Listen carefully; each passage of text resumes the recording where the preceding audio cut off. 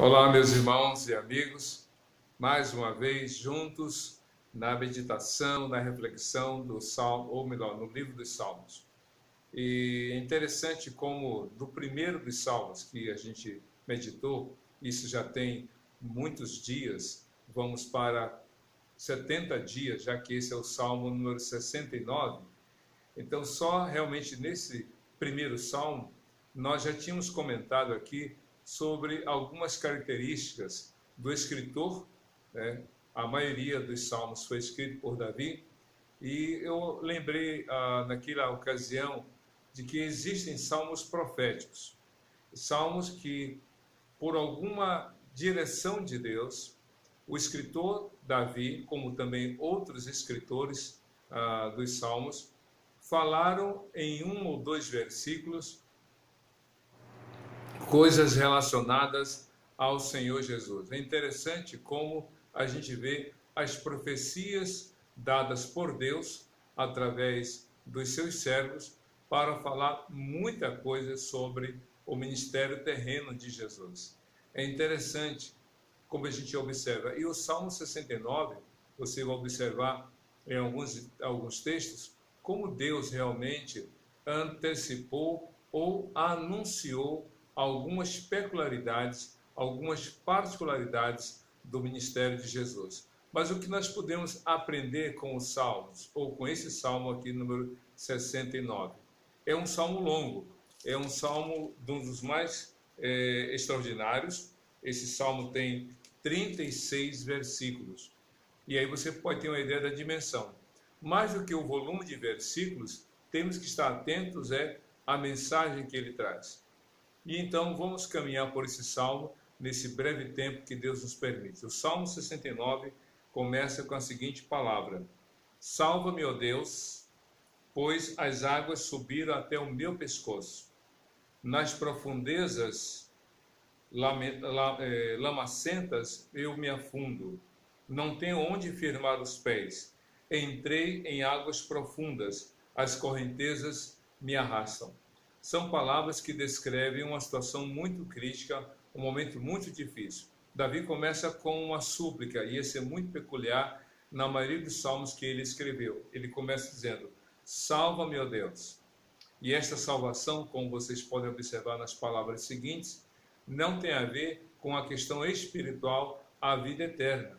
Davi, como rei, estava enfrentando uma situação onde a sua vida física estava em risco. Por isso que ele diz: salva-me, pois águas subiram até o meu pescoço.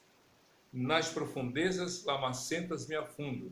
Isso nos faz lembrar do Salmo 40, quando ele disse: tirou-me de uma cova de destruição e dos meus pés de um atoleiro. Então Davi está descrevendo um drama, uma situação que ele traduz, ele explica isso com essas palavras. Diz o texto, águas até o pescoço, ou seja, estava como que a submergir, e nas profundezas lamacentas ele estava se afundando. Dá para descrever, ou melhor, dá para imaginar que situação era essa?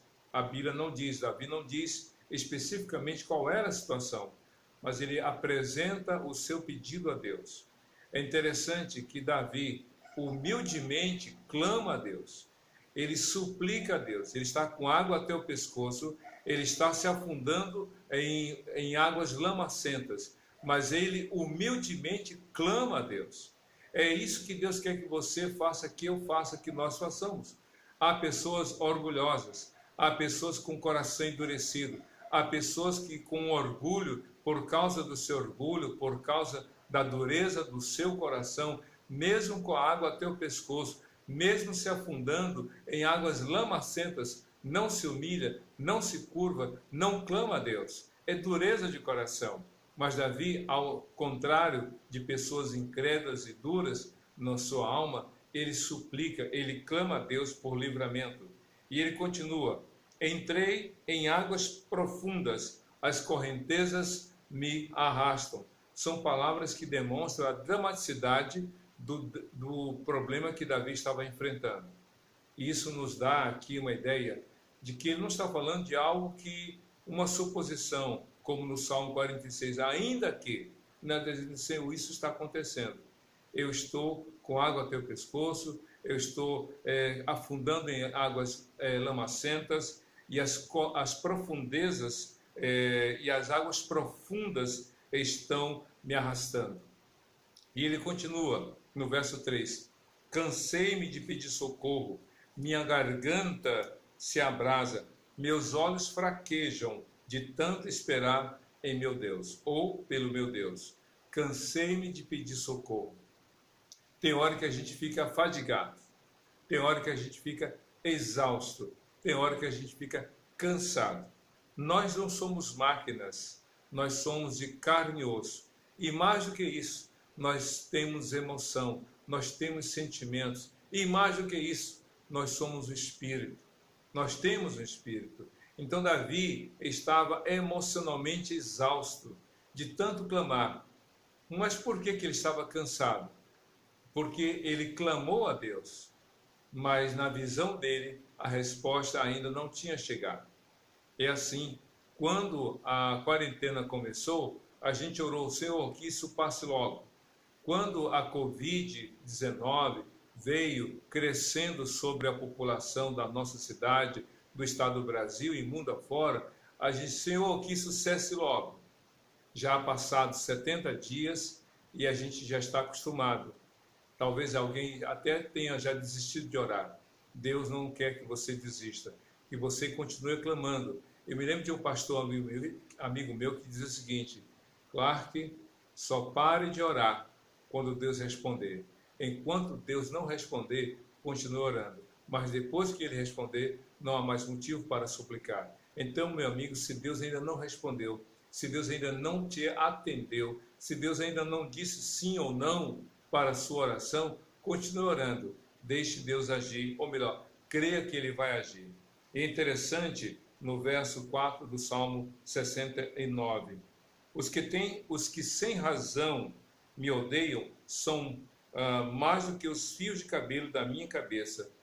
Muitos são os que me prejudicam sem motivo, muitos os que procuram destruir-me. Sou forçado a devolver o que não roubei. E ele continua: tu bem sabes como fui insensato a Deus, a minha culpa não te é encoberta.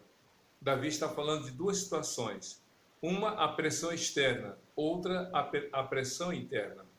A pressão externa era provocada, era, digamos assim, feita pelos seus inimigos que o perseguiam, que desejavam destruí-lo. Mas a pressão interna era o sentimento de culpa, era saber que errou, era saber que havia falhado. Uma vez eu estava conversando com um jovem a respeito das pressões que a gente sofre neste mundo. E aí, para exemplificar, eu contei para ele o seguinte: imagina aquele tanque, né, aquele caminhão-tanque. E aí, então, você pega esse caminhão-tanque, enche de vapor de água, vamos imaginar. Encheu de vapor de água. E está ali muito cheio, quase a ponto de arrebentar de tanto vapor de água que ali está. E, de repente, você começa a jogar nitrogênio líquido, que é um gás temperatura abaixo de zero. E ao jogar nitrogênio líquido sobre aquele tanque cheio de vapor de água, sabe o que vai acontecer? O vapor de água que está dentro do tanque vai solidificar, e então ele vai se transformar de modo que ele sai do estado gasoso para o estado líquido. E aquele espaço que antes era ocupado pelo vapor se transforma em vácuo. E aí o que acontece? Aquele tanque de combustível começa a amassar. Por quê? Porque a pressão externa é maior do que a pressão interna. Então ele começa a sofrer esse ato de ser amassado. Isso acontece muito com a garrafa de PET, se você encher de vapor e depois fechar e jogar nitrogênio, ela vai como que sendo amassada. Por quê? A pressão externa é maior do que a pressão interna. Mas o contrário também pode acontecer. Como? Se você pegar essa garrafa PET e começar a colocar muito gás nessa garrafa PET e ela vai enchendo, e você vai ver que ela vai se avolumando, vai crescendo de tamanho, até que chega um momento que ela explode. Por que ela explode? Porque a pressão interna foi maior do que a pressão externa. Ou nesse caso, no caso da pressão interna ser maior do que a pressão externa, há uma explosão. Mas se a pressão externa é maior do que a pressão interna, há uma implosão. E na vida, nós sofremos, ora, pressão externa, que tenta nos amassar, nos diminuir, nos fraquejar, nos triturar. E às vezes sofremos pressão interna, onde a gente está a ponto de explodir. Como a gente vê no Face, né? Eu estou assim para explodir. Por quê? Porque a gente passa por isso. E Davi passou por isso. Só que Deus não quer que você exploda e nem imploda. Deus não quer que você exploda, não suportando a pressão interna digo, e nem venha sucumbir diante das pressões internas, ou melhor, externas. Deus quer que você confie nele. Não deixe que as pressões que há no seu coração o leve a explodir. Nem permita que as pressões externas venham amassar você. Confie em Deus. Creia que Deus realmente tem o poder sobre a sua vida. Veja só ainda no verso 6 do Salmo 69. Não se decepcionem por minha causa, aqueles que esperam em ti, ó Senhor, Senhor dos exércitos. Não se frustrem por minha causa os que te buscam, ó Deus de Israel. Davi estava, de alguma forma, ciente de sua responsabilidade como líder. Ele era rei, ele era profeta, ele era sacerdote, ele era um líder à frente do seu povo. De alguma forma, as pessoas o tinham como referência de fé, de liderança, de ação, de atitudes.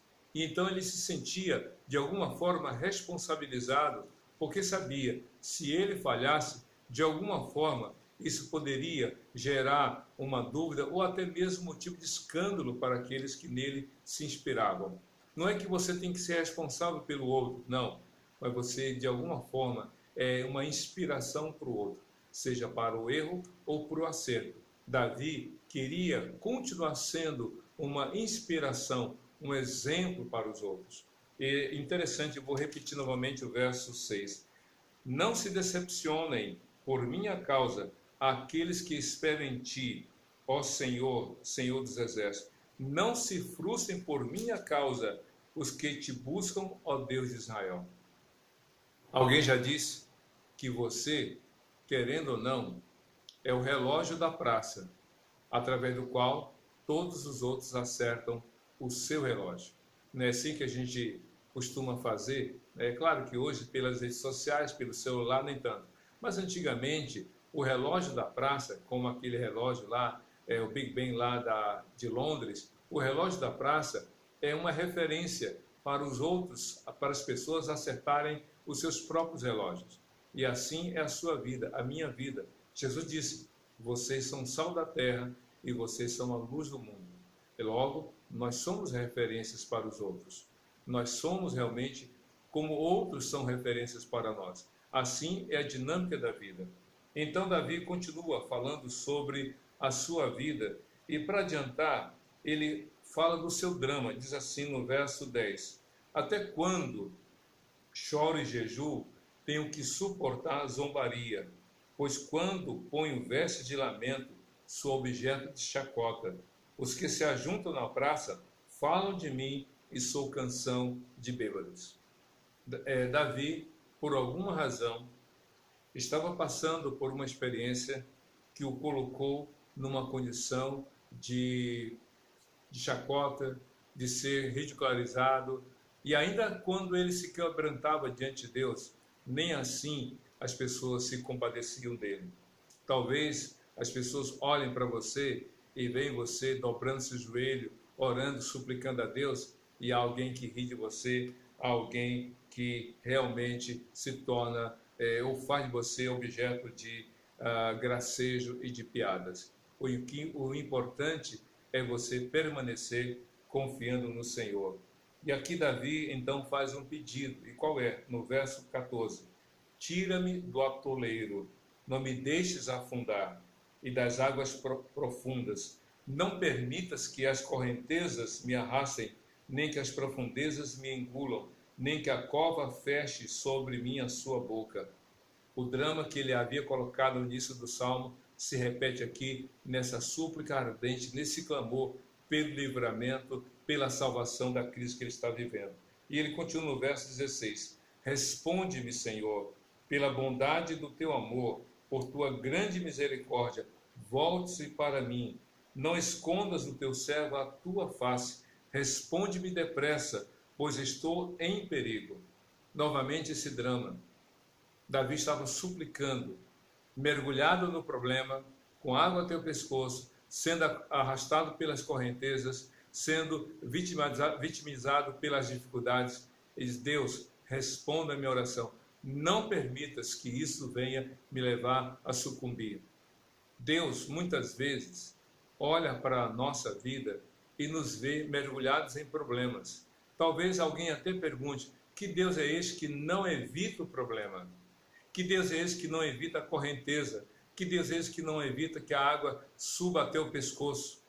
Deus nunca nos prometeu isenção de problemas e vacina contra dificuldades. Jesus disse isso em João 16:33. No mundo tereis aflições. Mas ele falou da diferença entre os que confiam nele e dos que não confiam nele. É por isso que adiante, no Salmo 69, verso 18, Davi diz: Aproxima-te e resgata-me, livra-me por causa dos meus inimigos. Tu bem sabes como sofro zombaria, humilhação e vergonha. Conheces todos os meus adversários. Davi não era uma pessoa perfeita, que nunca tinha falhado. Davi sabia de seus erros, fracassos. Ele mesmo falou no Salmo 69, nos primeiros versículos. Mas o que ele está colocando diz: Deus, não deixe que os meus inimigos triunfem sobre mim, como ele falou no Salmo 25. Ele pede a Deus que Deus lhe proteja. Ele pede que Deus o guarde. Ele pede para que Deus lhe dê vitória contra os seus adversários. É essa vitória que Deus nos garante em Cristo Jesus. Veja só no verso 20. A zombaria partiu-me o coração. Estou em desespero. Supliquei por socorro. Nada recebi. Por consoladores e a ninguém encontrei. Davi se sentia só, como o Senhor Jesus, lá na cruz. Dos 12 apóstolos, só João ficou ali acompanhando a mãe de Jesus e outras mulheres, contemplando Jesus agonizando na cruz. Ou quando nós estudarmos o Salmo 142, nós vamos ver como Davi, ou melhor, o escritor do Salmo, fala dele sentir-se só e abandonado, sem que ninguém se importe com a vida dele. Às vezes nós nos sentimos assim, mas mais do que ter ausência de pessoas diante das dificuldades que enfrentamos, pior seria não poder contar com Deus. Davi sabia que Deus estava com ele. Davi sabia que o Senhor o acompanhava em todo o seu sofrimento. E ele continua no verso 21. Puseram fel na minha comida, e para matar-me a sede deram-me vinagre. Lembra lá na cruz? Como Jesus disse: tenho sede. E então, diz a Bíblia que um soldado pegou um caniço, uma vara, colocou uma esponja que estava encharcada de vinagre e colocou sobre a boca de Jesus, para que Jesus bebesse, para matar a sua sede. A Bíblia diz aqui no Salmo 69, essa profecia: deram-me de beber vinagre. Jesus passou por isso. Davi, mais de 800 anos antes, 900 ou 950 anos antes, profetizou que Jesus iria agonizar lá na cruz. Veja só no verso 22, que a mesa deles se lhe transforme em laço, torne-se retribuição e armadilha. E continua: escureçam-se os seus olhos, para que não consigam ver, faz-lhes tremer o corpo sem parar. Despeja sobre eles a tua ira, que o teu furor ardente os alcance. É interessante, porque lá na cruz, Cristo estava morrendo por você, por mim, por todos nós. Mas sabe o que Cristo falou lá na cruz? Ele falou 7 vezes. E uma das 7 frases que ele citou foi: Pai, perdoa-lhes, porque não sabem o que fazem. É interessante como o Salmo é complexo, porque ora é Davi falando da sua dor, do seu sofrimento, da perseguição que sofreu e do desejo de vingança da parte de Deus para com eles. Mas ora ele fala sobre Jesus, do que Jesus sofreu, do que Cristo agonizou na cruz. Mas no Novo Testamento você vê a graça de Deus e o amor de Deus manifestado em Cristo, dizendo: Pai, perdoa-lhes, porque não sabem o que fazem. Essa é a diferença entre a lei e a graça. A lei é: quebrou um dente, quebra o dente dele. Quebrou seu pé, quebra o pé dele. Matou o teu boi, mate o boi dele. A lei dizia isso: vingue-se na medida da dor que te fizeram sofrer. Mas no Novo Testamento é: perdoe aquele que te feriu. Veja a diferença da graça de Deus. Mas como é um salmo profético, no verso 25, ou melhor, 26 do Salmo 69, diz assim: fique deserta o lugar deles, ou melhor, fique deserto o lugar deles. Não haja ninguém que habite nas suas tendas, pois perseguem aquele que tu feres e comentam a dor daqueles a quem castigas. Acrescenta-lhes pecado sobre pecado, não os deixe alcançar a sua justiça. Sejam eles tirados do livro da vida e não sejam incluídos no rol dos justos. E aí aqui a gente vê exatamente a palavra de Deus se cumprindo na vida de Judas, porque o verso 25 do Salmo 69 diz assim: fique deserto o seu lugar, não haja ninguém que habite em suas tendas. Quando Judas, ao perceber que havia entregue para morrer o justo, o Filho de Deus, por 30 moedas de prata, ele teve um remorso tão grande que voltou aonde estavam Anás e Caifás, e aí disse para eles: eu entreguei um justo. E é como se ele dissesse: essas moedas estão pegando fogo na minha mão. E então ele lança aquele saco de 30 moedas de prata, e segundo a gente sabe, caiu no chão, e ele saiu dali com profundo remorso, subiu numa árvore, pegou uma corda e se enforcou. Mas diz a Bíblia que ele não morreu, ou melhor, ele se enforcou, porém a corda arrebentou, o seu corpo caiu no chão e se partiu.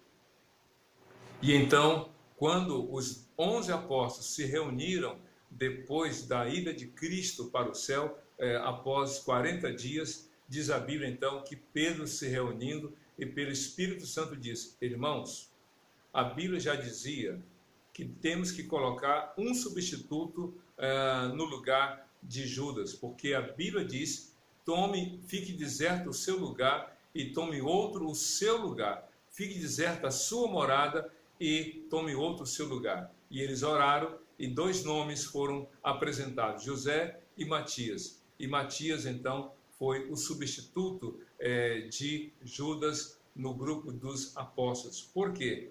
Porque Judas se levantou contra Jesus. E o Salmo 69 é uma das profecias contra Judas, o traidor, que com um beijo traiu, entregou Jesus e por causa de 30 moedas de prata colocou Jesus na mão dos seus inimigos. Mas interessante é que o Salmo 69 não termina com essa dramaticidade do sofrimento de Jesus e da condenação daqueles que se levantaram contra ele. Davi continua falando sobre a sua experiência, diz no verso 29: grande é a minha aflição e a minha dor. Proteja-me, ó Deus, a tua salvação. Louvarei o nome de Deus com cânticos e proclamarei a sua grande ou a sua grandeza com ações de graça. É interessante como ele fala sobre esse contraste. Ele fala do seu sofrimento, mas pela resposta de Deus, ele passa a adorar e louvar o nome do Senhor. E continua no verso 31. Isso agradará o Senhor mais do que bois, mais do que touros com seus chifres e cascos. E por que ele fala isso? Porque no verso 30 ele diz: louvarei o nome de Deus com cânticos e proclamarei sua grandeza com ações de graças. É a gratidão. Dizem, e eu ouvi isso hoje, uma frase muito bonita, que gratidão é a memória do coração. Por quê? É aqui dentro. Uma pessoa que reconhece o bem que o outro fez, uma pessoa que reconhece a bondade do outro, o socorro, a ajuda, a oração, a intercessão, demonstra gratidão. Ela não esquece. Por isso que é poético e ao mesmo tempo verdadeiro. Gratidão é a memória do coração. Mas uma pessoa que não tem memória, que não reconhece, que não agradece, que não lembra do que foi feito, simplesmente vira as costas. Gosto daquele texto de Lucas 17, quando a Bíblia fala dos 10 leprosos. Lepra era uma doença incurável.